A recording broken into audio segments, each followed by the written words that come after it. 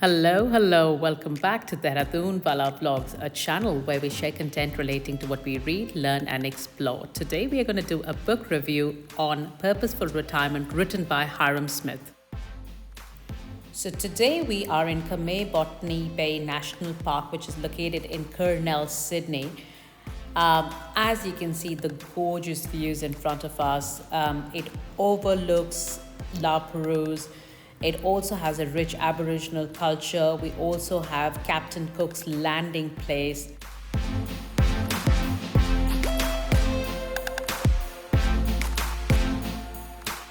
We've got ourselves a nice little spot to get started.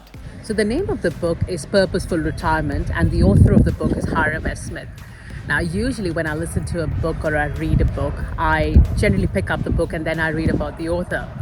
This was another way around. I first knew about the author, and that's why I wanted to read one of his books, Hyrum Smith. When I said what's so great about him, I realized he's the person who actually talked a lot about time management during his day. You must have all heard of the Franklin Planner, which is in the good old days in the 1980s, 1990s. We had that big fat file management system, which was on that ring binder. If you haven't seen it, definitely go and Google. It's called Franklin Planner. If you haven't heard about it, ask your parents. It was quite widely used in its time, and he did profess a lot of ideas on time management. So without getting too much into the author, let's get straight into the book, Purposeful Retirement. Now, the name itself is quite a big giveaway of what this book is all about. I'm nowhere close to retirement. Yes, I'm getting a bit of my white hair over here, but I'm nowhere close to my 60s to be thinking about retirement. But what resonated about this book is it's not just about people who are in their 60s, 70s, 80s who are now thinking about retirement. It's making a decision, and it's the principles that I want to distill, which could actually help me live a more fruitful life and being more mindful about what I really want to do with my life. As on this channel, we always explore new ideas and, trying to get better each day. I thought, why not? When I read this book, there were some key takeaways, which even though I'm not close to my retirement, there were some things that I could apply to my everyday life. So let's get cracking on that. Personal opinion on retirement is, I personally don't think I would ever want to retire. That's another extreme. I don't think I would personally retire, but if you enjoy doing something and you really keep going, again, I do say this with a lot of humility, because I do believe we're in that position of privilege to be able to do and have those opportunities of doing what you really enjoy every single day.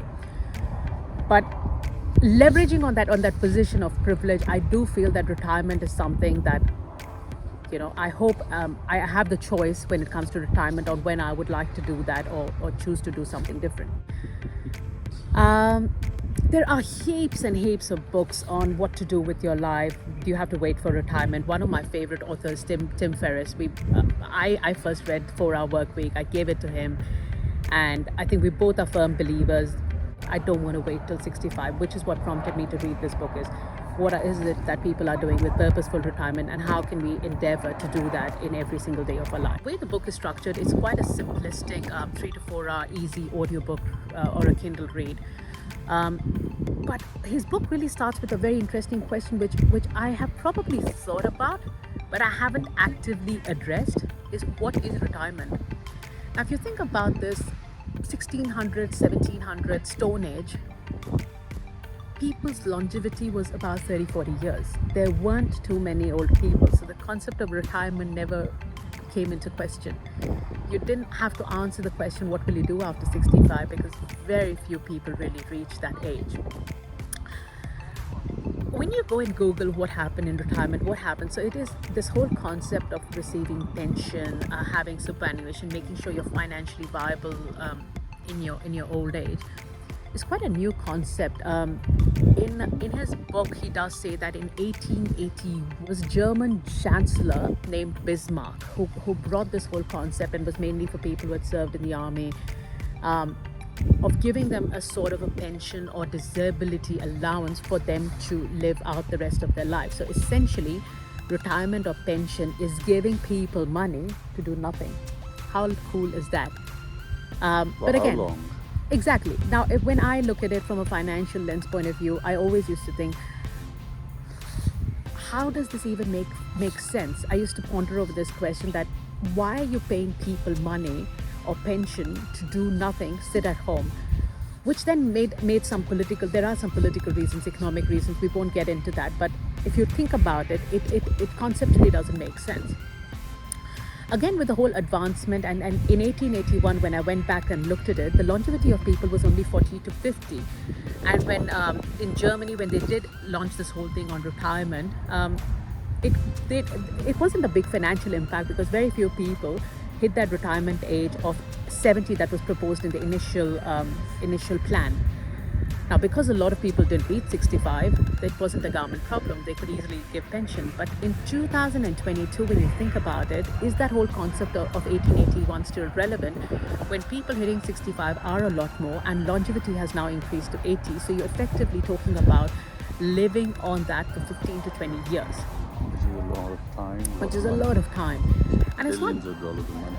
exactly, it's billions of dollars a month. But again, it's not just waiting on that handout. Even if you, in India, for example, when we grew up, our parents have to save for 15 to 20 years. Of course, then that reliance has happened. This book is not about, it doesn't answer any of those financial questions. It just addresses the quintessential question, I am retired, now what? Is it a point of just waiting for death to come, or what can you make with this time? So this book really starts off with this whole context that this book, and he clearly mentions this in this first few pages, that this book is not going to tell you what to do. It addresses the quintessential question of how to purposefully manage the best years of your life. The way the book is structured, it's structured into 11 key chapters. I'll label those chapters, but essentially one chapter does lead into another, and then he does his beautiful conclusion on what is purposeful living or purposeful retirement. So the first chapter is called Two Camps. Now, when people retire, they're basically broken down into two groups. First, I am not going to live my life the way I want. It's camp one. Camp two, this is everything. I gave my life to this company. I did everything. I worked for them. I slogged for them for 40 years, and today they've asked me to go. What am I going to do after that? That's camp two. Either you're really elated because you've got a plan, or you're really sad. These are the only two options that you can have. There is this joke in the book which he starts off with is Irish people are they have only two passions, as he says, is either you love your drink, so every Irish will go to a pub on every Friday night. And this particular Irishman did one circle around the pub, two circles around the pub, three circles around the pub, and he just couldn't get a parking spot.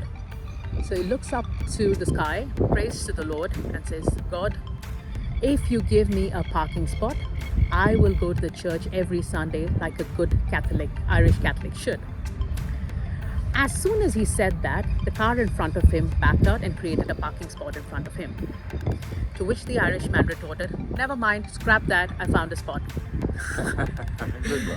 So either you can choose to take a blessing, or you can just say, nah, I created it. So again, what he's coming to say, and why this resonates with two camps, is if you're in the secondary camp where you're not very happy with the thought of retirement, it is a time to change your perspective, because sometimes gifts cannot be returned. So you have received this gift. You can either choose to not enjoy it, or you can accept the gift and just make the best of it. Don't sit still. Don't stay unnatural. Whether you like it or not, now you've got to make decisions and make the best of it. Which then leads to the second chapter, which is turning in the title. A lot of people have traditionally, and he does talk about people in jobs, people in business, we tie the identity of what we do to who we are. So if I was to introduce myself, if I'm meeting you for the first time in person, then what is the first thing we do? I put up my hand to you and say, hi, I'm Divya, I do this for a living, and I work at this as this is my designation. So that's the standard introduction paragraph. So what this essentially means is I have tied the identification of me, who am I, to what I do. What he says is when you retire, you need to detach from this concept of who I am is not what I do, because what I do will change in different phases of my life. So if I had to retitle myself, I would say, hi, I'm Divya. I am wife of Siva, because that's an identity I hope to keep for a long time.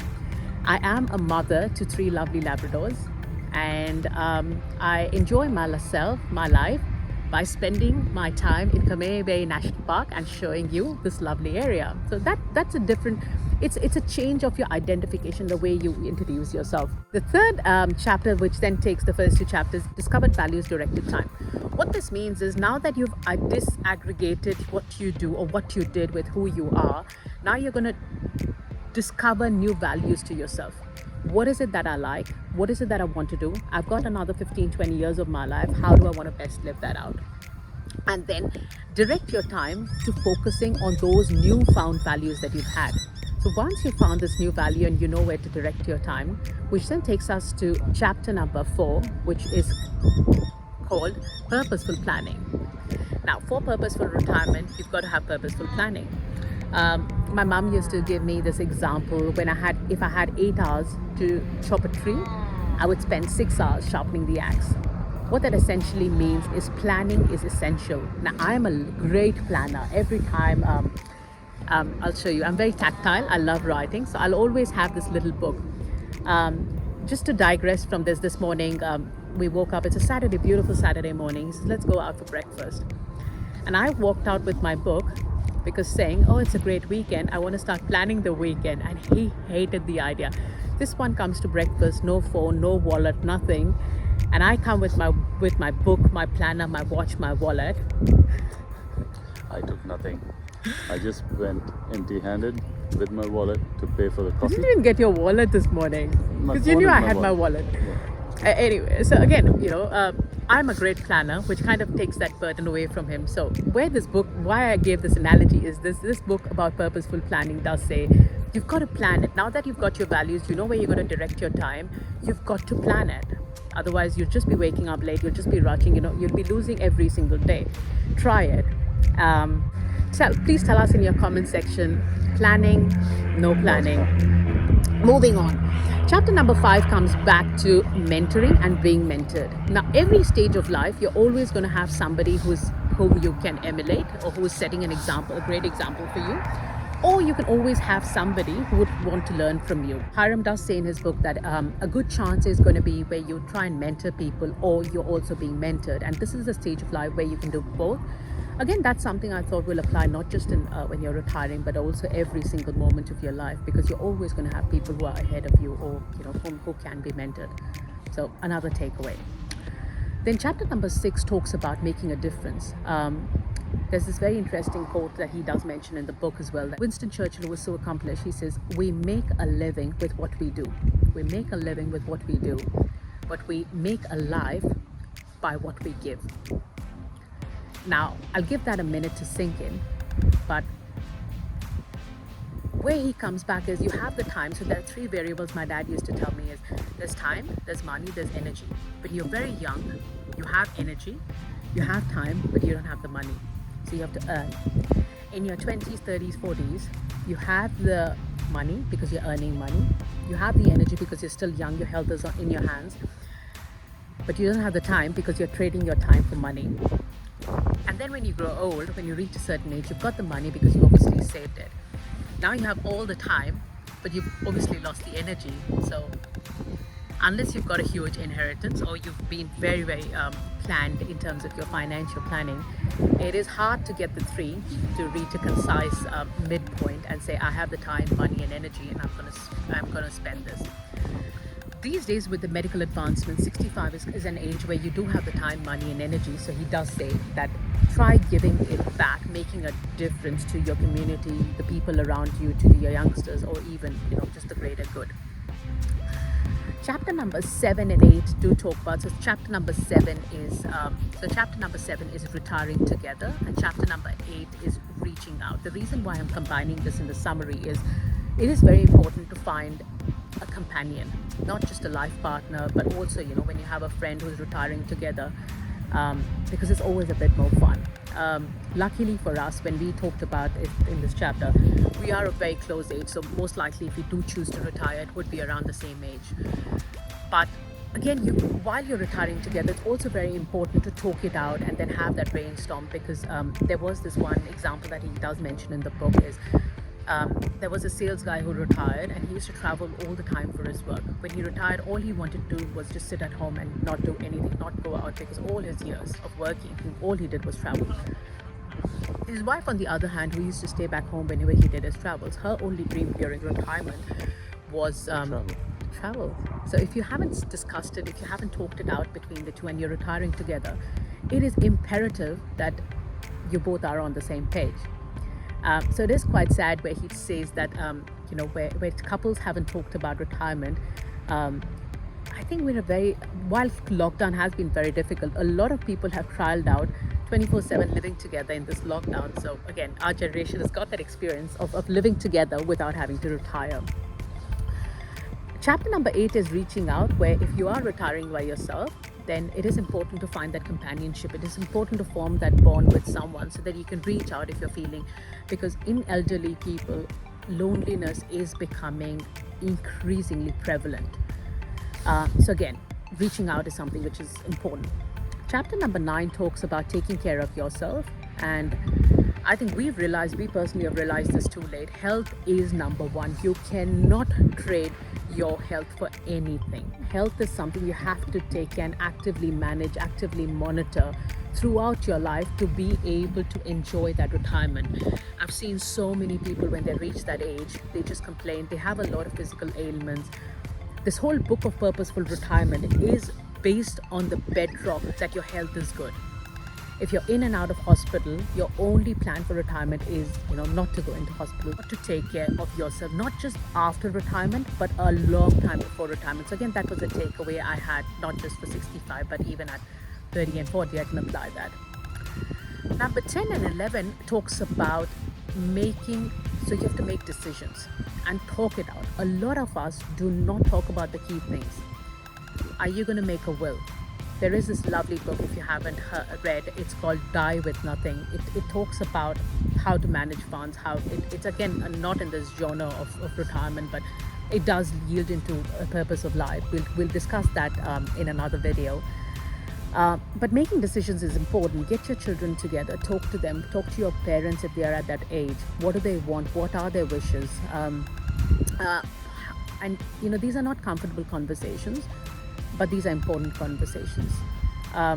We're not even there, but I think he doesn't like me talking about it, but I have made my wishes very clear on what I want with my life, what I want to be done. Again, not comfortable conversations, but better to have it done, better to formalize it, better to plan it and discuss what's going to be done. So have that discussion, get it out of the way is what he talks about. And if you do all these steps, step 1 to 10, he does say that gives you purposeful happiness.